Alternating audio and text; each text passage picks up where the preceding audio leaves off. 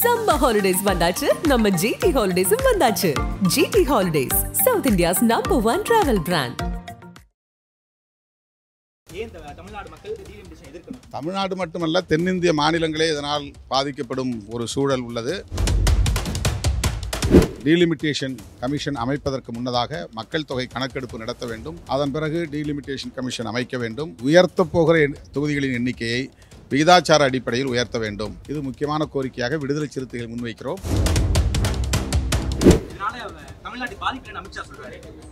அதாவது தமிழ்நாட்டுக்கு பாதிப்பில்லை அப்படிங்கிறது சரி, ஆனால் வட இந்திய மாநிலங்களின் எண்ணிக்கையை உயர்த்த மாட்டோம் என்று அவர் சொல்லவில்லை.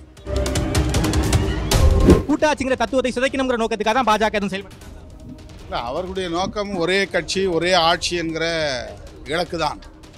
எதிர்காலத்திலே அப்படி மாநிலங்களை மாநில கட்சிகளை எல்லாம் சிதைக்க வேண்டும் என்பது அவருடைய செயல் திட்டங்களில் ஒன்றாக இருக்கிறது என்பதை அவர்கள் இதுவரையில் மறுக்கவில்லை. பிரச்சனையா மாறி இருக்கு. மக்களவையில் அதை பற்றி நீங்க பலமுறை நோட்டீஸ் கொடுத்தும் அதை விவாதத்துக்கு எடுத்துக்கொள்ளப்படவே இல்லை. வெளியே நாடாளுமன்றத்துக்கு வெளியே போராட்டம் எல்லாம் பண்ணிருக்கீங்க. டீலிமிட்டேஷன் தமிழ்நாட்டுக்கு ஆபத்தானது. ஏன் தமிழ்நாடு மக்கள் தமிழ்நாடு டீலிமிட்டேஷன் எதிர்க்கணும்? தமிழ்நாடு மட்டுமல்ல, தென்னிந்திய மாநிலங்களே இதனால் பாதிக்கப்படும் ஒரு சூழல் உள்ளது.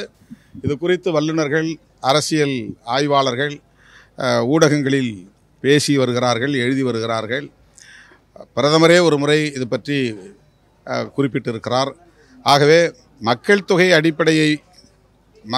மட்டுமே அடிப்படையாக கொண்டு மறுவரையறையை, நாடாளுமன்ற தொகுதிகளுக்கான மறுவரையறையை மேற்கொள்ளக்கூடாது. அவ்வாறு மேற்கொண்டால் குடும்ப கட்டுப்பாடு திட்டத்தை தீவிரமாக நடைமுறைப்படுத்திய தமிழ்நாடு உள்ளிட்ட தென்னிந்திய மாநிலங்கள் பாதிக்கப்படும். அவர்களின் தொகுதிகளின் எண்ணிக்கை குறையும் என்பதுதான் நமக்கு ஏற்பட்டுள்ள அச்சம். ஆகவே டீலிமிட்டேஷன் கமிஷன் அமைப்பதற்கு முன்னதாக மக்கள் தொகை கணக்கெடுப்பு நடத்த வேண்டும். அதன் பிறகு டீலிமிட்டேஷன் கமிஷன் அமைக்க வேண்டும். விகிதாச்சார அடிப்படையில் எல்லோருக்கும் சமமான அளவிலே எண்ணிக்கைகளை, அதாவது உயர்த்தப் போகிற தொகுதிகளின் எண்ணிக்கையை விகிதாச்சார அடிப்படையில் உயர்த்த வேண்டும். இது முக்கியமான கோரிக்கையாக விடுதலை சிறுத்தைகள் முன்வைக்கிறோம். இது தொடர்பாக முதல்வர் அவர்கள் தென்னிந்திய மாநில முதல்வர்களையும் தலைவர்களையும் அழைத்து நாளை காலை கலந்தாய்வு நடத்துகிறார். அந்த கலந்தாய்வு கூட்டத்தில் மாநில உரிமைகள் தொடர்பாகவும் பேச வேண்டும், கல்வியை மாநில பட்டியலுக்கு கொண்டு வருவது தொடர்பாகவும் பேச வேண்டும் என்று விடுதலை சிறுத்தைகளின் சார்பில் வேண்டும். கேபினெட் அப்ரூவல் கொடுக்கல அமித்ஷா, இருந்தாலும் அமித்ஷா இதனால தமிழ்நாட்டுக்கு எந்த ஒரு பாதிப்பும் இல்லை. கோவையில் ஒரு தடவை பேசியிருக்காரு. இதனால தமிழ்நாட்டுக்கு பாதிப்பில்லைன்னு அமித்ஷா சொல்றாரு. அதாவது தமிழ்நாட்டுக்கு பாதிப்பில்லை அப்படிங்கிறது சரி, ஆனால் வட இந்திய மாநிலங்களின் எண்ணிக்கையை உயர்த்த மாட்டோம் என்று அவர் சொல்லவில்லை. அப்படி உயர்த்தினால் அது தென்னிந்திய மாநிலங்களோடு பெரிய இடைவெளியை கொண்டிருக்காதா என்பதை பற்றியும் அவர் விளக்கவில்லை. ஆனால் இது குறித்து ஊடகங்களில், ஆங்கில நாளேடுகளில் நிறைய கட்டுரைகள் வந்திருக்கின்றன. தரவுகளின் அடிப்படையில் ஆய்வு செய்து அவற்றை பதிவு செய்திருக்கிறார்கள். அதற்கு இதுவரையில் பாஜக தலைவர்கள் யாரும் விளக்கம் சொல்லவில்லை. எனவே அந்த கருத்து ஏற்புடையதல்ல. பாஜகவுக்கு தென்னிந்திய மாநிலங்கள் ரொம்ப சவாலா இருக்கு.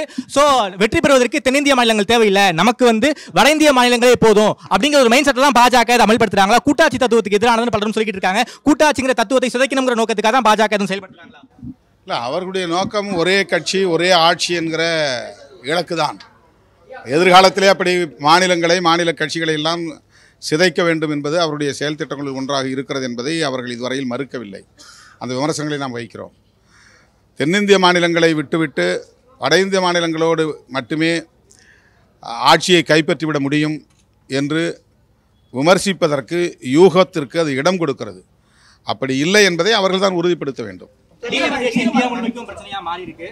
மக்களவையில் அதை பற்றி நீங்க பலமுறை நோட்டீஸ் கொடுத்தும் அதை விவாதத்துக்கு எடுத்துக்கொள்ளப்படவே இல்லை. வெளியே நாடாளுமன்றத்துக்கு வெளியே போராட்டம் எல்லாம் பண்ணிருக்கீங்க. டீலிமிட்டேஷன் தமிழ்நாட்டுக்கு ஆபத்தானது. ஏன் தமிழ்நாடு மக்கள் தமிழ்நாடு டீலிமிட்டேஷன் எதிர்க்கணும்? தமிழ்நாடு மட்டுமல்ல, தென்னிந்திய மாநிலங்களே இதனால் பாதிக்கப்படும் ஒரு சூழல் உள்ளது.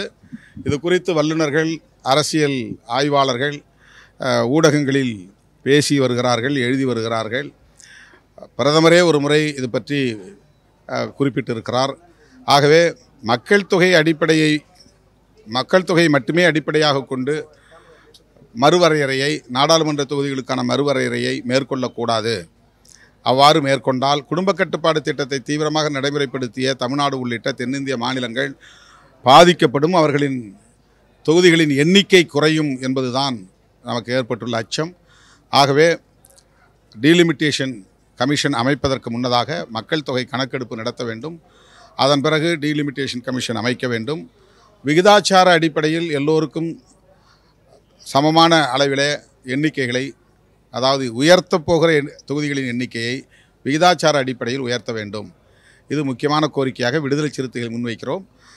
இது தொடர்பாக முதல்வர் அவர்கள் தென்னிந்திய மாநில முதல்வர்களையும் தலைவர்களையும் அழைத்து நாளை காலை கலந்தாய்வு நடத்துகிறார். அந்த கலந்தாய்வு கூட்டத்தில் மாநில உரிமைகள் தொடர்பாகவும் பேச வேண்டும், கல்வியை மாநில பட்டியலுக்கு கொண்டு வருவது தொடர்பாகவும் பேச வேண்டும் என்று விடுதலை சிறுத்தைகளின் சார்பில் வேண்டும். கேபினெட் அப்ரூவல் கொடுக்கல அமித்ஷா, இருந்தாலும் அமித்ஷா வந்து இதனால தமிழ்நாட்டுக்கு எந்த ஒரு பாதிப்பும் இல்லைன்னு கோவையில் ஒரு தடவை பேசியிருக்காரு. இதனால தமிழ்நாட்டுக்கு பாதிப்பு இல்லைன்னு அமித்ஷா சொல்றாரு. அதாவது தமிழ்நாட்டுக்கு பாதிப்பில்லை அப்படிங்கிறது சரி, ஆனால் வட இந்திய மாநிலங்களின் எண்ணிக்கையை உயர்த்த மாட்டோம் என்று அவர் சொல்லவில்லை. அப்படி உயர்த்தினால் அது தென்னிந்திய மாநிலங்களோடு பெரிய இடைவெளியை கொண்டிருக்காதா என்பதை பற்றி அவர் விளக்கவில்லை. ஆனால் இது குறித்து ஊடகங்களில் ஆங்கில நாளேடுகளில் நிறைய கட்டுரைகள் வந்திருக்கின்றன. தரவுகளின் அடிப்படையில் ஆய்வு செய்து அவற்றை பதிவு செய்திருக்கிறார்கள். அதற்கு இதுவரையில் பாஜக தலைவர்கள் யாரும் விளக்கம் சொல்லவில்லை. எனவே அந்த கருத்து ஏற்புடையதல்ல. பாஜகவுக்கு தென்னிந்திய மாநிலங்கள் ரொம்ப சவாலா இருக்கு. சோ வெற்றி பெறுவதற்கு தென்னிந்திய மாநிலங்கள் தேவையில்லை, நமக்கு வந்து வட இந்திய மாநிலங்களே போதும் அப்படிங்கிற ஒரு மைண்ட் செட்டை தான் பாஜக இதை அமல்படுத்துறாங்களா? கூட்டாட்சி தத்துவத்துக்கு எதிரானதுன்னு பலரும் சொல்லிட்டு இருக்காங்க. கூட்டாட்சிங்கிற தத்துவத்தை சிதைக்கணுங்கிற நோக்கத்துக்காக தான் பாஜக எதுவும் செயல்படுறாங்களா? இல்லை, அவர்களுடைய நோக்கம் ஒரே கட்சி ஒரே ஆட்சி என்கிற இலக்கு தான். எதிர்காலத்திலே அப்படி மாநில கட்சிகளை எல்லாம் சிதைக்க வேண்டும் என்பது அவருடைய செயல் திட்டங்களில் ஒன்றாக இருக்கிறது என்பதை அவர்கள் இதுவரையில் மறுக்கவில்லை. அந்த விமர்சனங்களை நாம் வைக்கிறோம். தென்னிந்திய மாநிலங்களை விட்டுவிட்டு வட இந்திய மாநிலங்களோடு மட்டுமே ஆட்சியை கைப்பற்றிவிட முடியும் என்று விமர்சிப்பதற்கு யூகத்திற்கு அது இடம் கொடுக்கிறது. அப்படி இல்லை என்பதை அவர்கள் தான் உறுதிப்படுத்த வேண்டும்.